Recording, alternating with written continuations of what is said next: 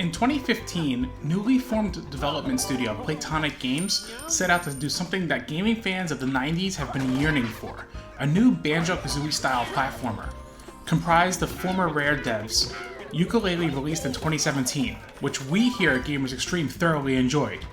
While it wasn't perfect, it was a great first effort returning to yesteryear. In 2019, Playtonic Games has brought the duo back in the sequel, Yooka-Laylee and the Impossible Lair. Is it a worthy return, or is it a step backwards? Let's find out.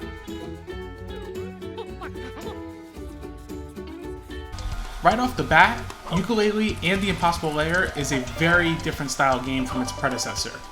Where the original aimed to nail the feeling of Banjo-Kazooie, the sequel harkens back to the SNES Donkey Kong Country series. The game starts with Capital B using a device called the Hive Mind, which can control all the bees from the royal stingdom.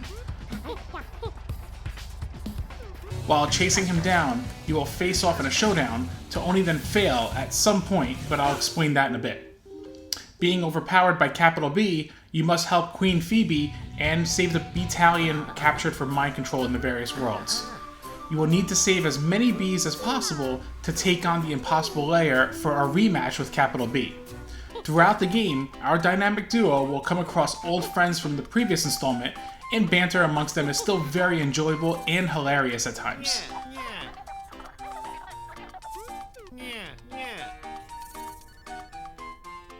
As mentioned earlier, this sequel is a return to 2D platforming. It literally plays and feels very much like Donkey Kong Country on the SNES, and that's not a bad thing by any means. The feeling they nailed replicating Banjo-Kazooie in the predecessor is the same as they did replicating Donkey Kong Country with this installment. You can use the D-pad or analog stick to move Yooka-Laylee on the 2D plane, with physics feeling spot on to the SNES Donkey Kong Country trilogy. Our duo can do a rolling attack, a ground smash attack, tail whip, and an air twirl. Interestingly, your moveset will vary depending on whether or not Laylee is with you. You see, much like Donkey Kong Country, if you take a hit, Laylee is out. One more hit and Yooka is down for the count, and it's back to the checkpoint. Make no mistake, Yooka-Laylee is an old school challenge.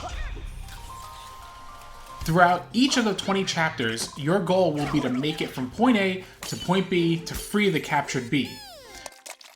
Along the way, you can collect quills that are used as currency in the Hivory Tower's overworld, as well as twit coins to bypass paywalls with Trouser to advance further around the world. The combinations of 2D platformer levels with a 3D overworld to explore and find your way to the next chapters is an excellent blend. It still makes the game feel like Yooka-Laylee, regardless of the playstyle change. The unique aspect is discovering ways to alter a chapter. Each chapter has an original version and an altered variation depending on what is interacting with the chapter book in the overworld. These chapters all have their own unique twists to them, and seeing these variations is as neat as it is fun to play. Level design overall is top notch as well. Each level has excellent layouts that scale up and challenge perfectly. Each chapter has a variety of obstacles and enemies to face off against, and it never gets to the point of feeling stale or repetitious. The overworld is filled with puzzles to solve as you try to gain access to each chapter, as well as their variations. You'll also explore the overworld to try and collect Playtonics, to alter the gameplay a bit. Playtonics work a little bit differently here from its predecessor. At the start of each chapter, you can choose your Playtonic loadout of up to 3 tonics, and at some point in the game you can equip up to 4. Depending on what you choose your loadout to be, will affect the final quill count you receive at the end of the level. Some tonics will not affect the quill multiplier, which are usually screen filter types such as a Game Boy Visuals filter, low res mode, black and white, etc. Tonics that help give you an edge will lower your multiplier, while ones that make the game harder, such as stronger enemies and maybe only one checkpoint in a level, will ramp up your quill multiplier. It's a unique system of risk and reward for a game of its type, and a very welcome one. Additionally, there's something in place for the overworld that the predecessor sorely lacked: a map. This map lets you see the whole world and lets you fast travel to chapters in each area. All is done without loading as well. The only time the game loads actually is when accessing a chapter to play and when loading your file. One thing the game is lacking on though are boss battles. Realistically, Capital B is the only boss in the game and you'll face him only at the end of the game. Each world doesn't have a boss, and that's somewhat of a shame. At the same time though, I never once dawned on this thought until after I beat the game, so take it as you will.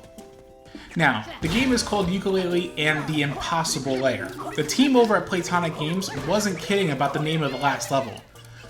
The Impossible Lair level itself will test your skill, patience, and endurance. Similar to The Legend of Zelda Breath of the Wild, which let players go right to the endgame from the beginning, and failing should you do so, you can tackle the Impossible Lair at any time here as well.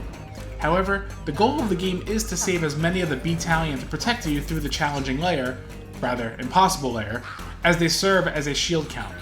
Each B you save is one additional hit you can take in the Impossible Lair. There are 0 checkpoints in this segment of the game, and dying will put you right back at the beginning. This 20 to 30 minute final gauntlet will separate casual gamers from the core dedicated gamers. Completing this though is immensely rewarding, and ranked up there with me beating the final boss in Sekiro earlier this year. My hands were shaking beating this, and that's a sign of intense game design that challenges and rewards the player. It gives you a sense of accomplishment that old school games used to nail back in the day. Overall, the gameplay is pretty much flawless. In terms of presentation and visuals, Yooka-Laylee and the Impossible Lair is a massive step up from its predecessor. While the first game looked quite good, it was a bit rough around the edges. The sequel is a vastly nicer looking game, with incredibly sharp and vibrant texture work, excellent animations, and a locked 60 frames per second. Yooka-Laylee themselves animate silky smooth, whether running or swimming underwater. There's a gracefulness to their animations. Throughout my entire playthrough, there was not a single instance of frame drops either. I played through the PS4 version on the PS4 Pro, but Playtonic apparently targeted 60 frames per second across all platforms to provide parity. And in a platform precision-based game like this, 60 frames per second is essential. Backdrops are also very well detailed, with several layers happening in the back as well as the foreground. Overall, I cannot state enough how beautiful the game is to look at. Now, the original had legendary composer Grant Kirkhope return to provide the score, capturing his well-known flair where it sounded like Banjo-Kazooie, but gave Yooka-Laylee its own identity. This time around, not only has Grant Kirkhope returned, but so has David Wise from Donkey Kong Country fame. The soundtrack here is excellent, with a nice variety of musical tracks, from cheery country-themed music to the catchy variation in the overworld theme, some more serious tone music, not to mention the sublime music throughout the Impossible Lair's entirety. The soundtrack here will stick with you well after shutting off the game.